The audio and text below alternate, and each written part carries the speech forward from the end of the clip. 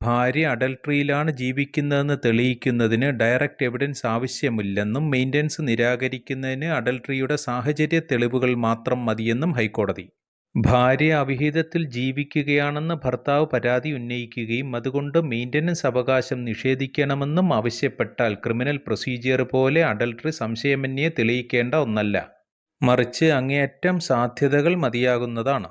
സാഹചര്യ തെളിവുകളിലൂടെ വ്യക്തമാക്കാവുന്നതും മെയിൻ്റനൻസ് നിരാകരിക്കാവുന്നതുമാണ്. അഡൾട്ടറിയിൽ രഹസ്യതയുണ്ട്. അതിന് direct evidence ലഭിക്കുന്നത് പ്രയാസകരമാണ്. എന്നാൽ സാഹചര്യ തെളിവുകളിൽ നിന്ന് ലോജിക്കൽ കൺക്ലൂഷനിലേക്ക് എത്താവുന്നതാണ്.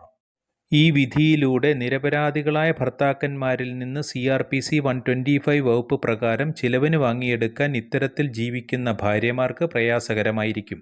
ലിവിങ് ഇൻ അഡൾട്ടറി എന്നത് സാഹചര്യ തെളിവുകൾ കൊണ്ട് വ്യക്തമാക്കിയാൽ മതിയാകുന്നതാണ്. ക്രിമിനൽ കേസ് പോലെയുള്ള പ്രൂഫ് നൽകേണ്ട ആവശ്യമുണ്ടാകുന്നില്ല. CRPC 125ന്റെ പ്രൊസീഡിങ്സ് സിവിൽ നേച്ചറിലാണുള്ളത്.